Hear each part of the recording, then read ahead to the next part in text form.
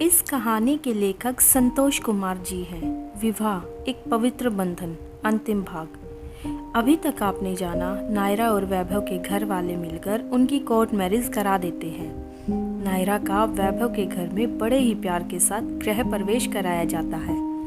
नायरा घूंघट निकाले बैठी होती है कि तभी वैभव कमरे में आता है और उसका घूंघट ऊपर उठाता है, लेकिन उसकी आंखों में अपने लिए प्यार ना देखकर वो उसे सहज करने के लिए सिर्फ उससे बातें करता है और बातें करते हुए दोनों सो जाते हैं। नायरा जब सुबह उठती है तो उसे वैभव अपना अपना सा लगने लगता है। नायरा वैभव के लिए नाश्ता बनाती है और दवाइयाँ भी टाइम से ही खिलाती है। वैभव के मम्मी पापा नायरा को अपने बेटे की जिंदगी में पाकर बहुत खुश होते हैं। अगली सुबह जब सब लोग बैठकर नाश्ता कर ही रहे थे कि अयान वहां आ गया और अयान ने मित्तल जी से कहा, सर, मुझे आपसे कुछ बात करनी है। मित्तल जी सब समझ गए थे। नाश्ता करने के बाद वो उसे अपने कमरे में ले गए। अब आगे। मित्तल जी ने दरवाज़ा बंद कर दिया और फिर अयान से पूछा, क्या कहना चाहते हो? वो सर, आपने कहा था बंगले के बारे में। दरअसल हमारा घर किराए का है और इधर मकान मालिक पैसे भी ज़्यादा मांग रहा है। मित्तल जी सब समझ रहे थे कि अयान जल्दी से जल्दी अमीर बनना चाहता है, पर उन्हें अपना वादा भी अच्छी तरह याद था। इसलिए उन्होंने कहा, 15 दिन बाद फ्लैट और नई कार की चाबी तुम्हारे हाथ में होगी। अब तुम जा सकते हो। अयान ने उठकर दरवाज़ा खोला और चला गया। कुछ दिन बाद मकान मालिक नायरा के घर आया तो नायरा की माँ ने बिठाया और उसके सामने हाथ जोड़ दिए कि अभी कुछ दिन रुक जाइए तो सारे पैसे दे दूंगी। बहन जी, आप मेरे सामने हाथ मत जोड़िए। अब ये घर मेरा नहीं है, मैंने इसे बेच दिया है। मैं तो बस यही बताने आया था। अब मैं चलता हूँ। उसी दिन शाम में मित्तल जी ने नायरा के घर के कागजात नायरा को दे दिए कि इसे संभाल कर रख दो, और साथ ही 2 टिकट भी दी जो नायरा और वैभव के शिमला जाने के लिए थी। शिमला जाने से पहले नायरा वैभव के साथ अपने मायके आई थी। वैभव नायरा के मम्मी पापा के साथ बैठकर बातें कर रहा था और नायरा किचन में थी कि उसी समय अयान आया और सीधे नायरा के पास किचन में चला गया। उसे अपने सामने देखकर नायरा को अच्छा नहीं लगा, इसलिए वो बोली, तुम्हें वैभव के पास बैठना चाहिए था। ठीक है, चला जाऊंगा, पर मैं क्या सुन रहा हूँ, तुम शिमला जा रही हो? तो तुम्हें इससे क्या? यह सुनकर अयान पागल सा हो गया। उसने नायरा की बाजू कसकर पकड़ ली और उसे लगभग खींचते हुए बोला, तुम कोई बहाना भी तो बना सकती हो।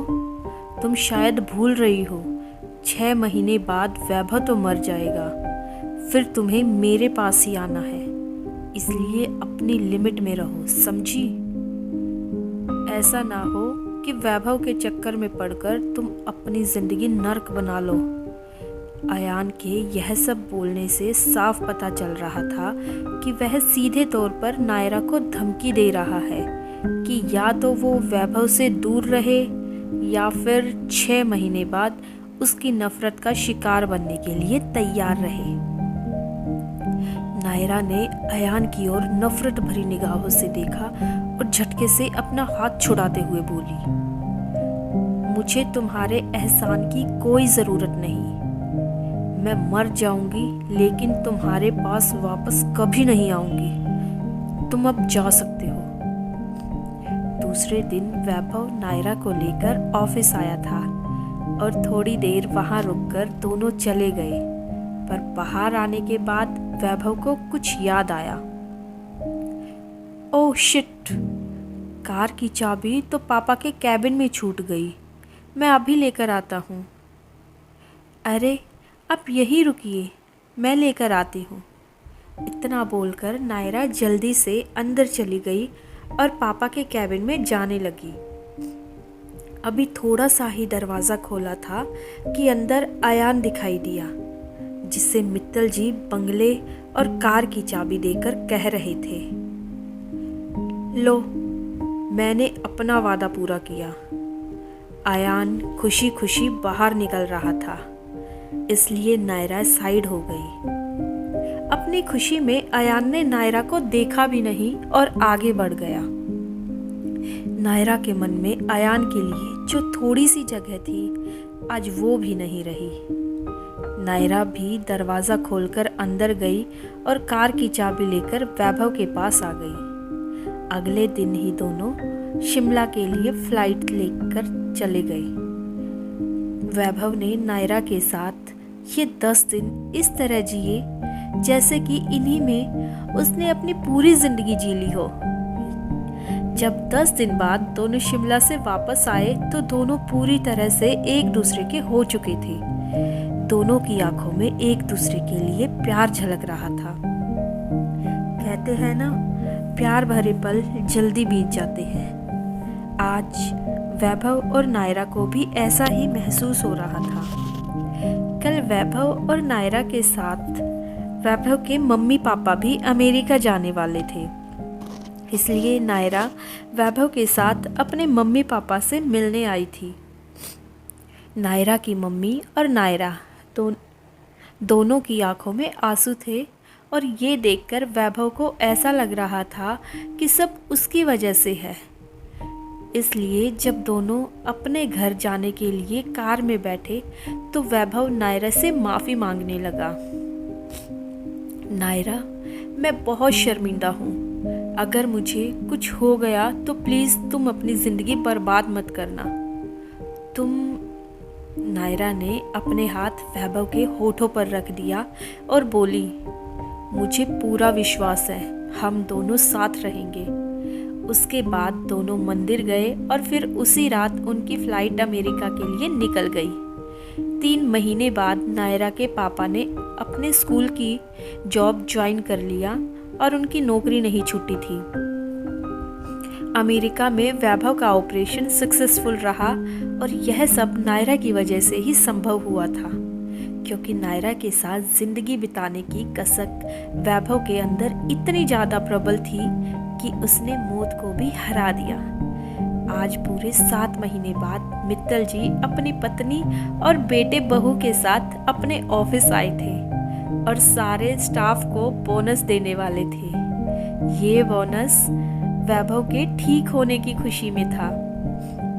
नायरा ने बड़े मान से अयान को अपने हाथ से बोनस दिया। आखिर उसी की वजह से तो वैभव जैसे अच्छे इंसान से नायरा की शादी संभव हुई थी। अयान की नज़रें नायरा की नज़रों का सामना नहीं कर पा रही थी और इसलिए झुकी हुई थी। अगले दिन ही नायरा अपने मायके आई थी तो अयान उससे मिलने आया था। अब वो दूसरी सोसाइटी में रहने लगा था अपने परिवार के साथ। उस समय नायरा किचन में चाय बना रही थी और वैभव मम्मी पापा के साथ बैठा था। अयान नायरा के पास आया और कहने लगा, अच्छी बात है, वैभव ठीक हो गया, पर अगर वो ठीक ना भी होता तो मैं तुम्हें अपना लेता। इतना भी बुरा नहीं हूँ मैं, आज भी तुमसे प्यार करता हूँ। बस अब बोल दिया, आइंदा कभी मत बोलना। वैभव और मेरे बीच विवाह का पवित्र बंधन है और वो मैंने 7 जन्मों के लिए बांध लिया है। भगवान ना करे उसके साथ कोई अनहोनी हो गई तो मैं भी उसकी यादों के सहारे जी लेती। आज इस तरह तुम मेरे पास आ गए हो, दोबारा मैं ये सब बर्दाश्त नहीं करूँगी। ये कहकर नायरा चाय और नाश्ता लेकर सबके पास आ गई और अयान घर से निकल गया। अभी अयान आया था क्या? वैभव ने नायरा से पूछा।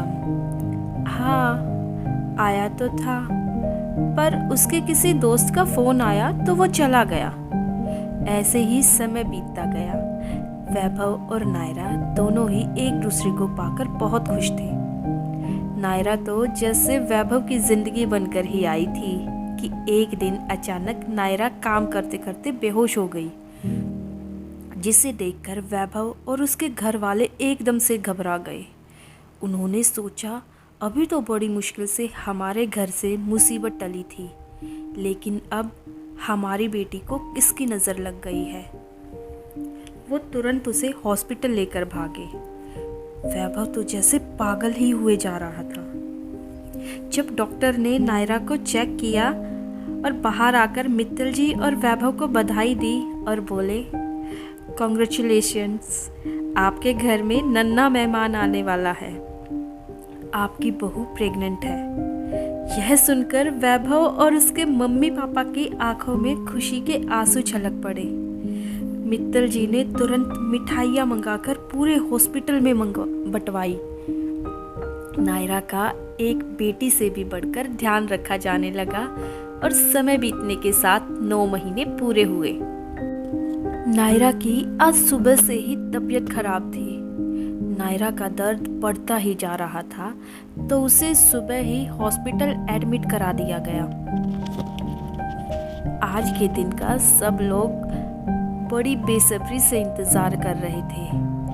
कुछ ही देर बाद नायरा ने 2 प्यारे प्यारे जुड़वा बच्चों को जन्म दिया। सभी खुशी से नाच रहे थे। उनका परिवार पूरा हो गया था। नायरा ने एक लड़के और एक लड़की को जन्म दिया था। उनके घर में कुलदीपक के साथ साथ लक्ष्मी जी ने भी पैर रखे थे। वैभव की मम्मी पापा नायरा को अपनी बहू के रूप में पाकर आज फूले नहीं समा रहे थे। उन्होंने नायरा को उनकी ज़िंदगी में भेजने के लिए भगवान का शुक्रिया अदा किया और नायरा को ढेर सारे आशीर्वाद दिए। सो फ्रेंड, आपको ये कहानी अगर अच्छी लगी हो तो वीडियो को लाइक और शेयर ज़रूर कीजिए, और अगर आपने चैनल को अभी तक सब्सक्राइब नहीं किया है तो चैनल को सब्सक्राइब ज़रूर कीजिए। Thanks for watching.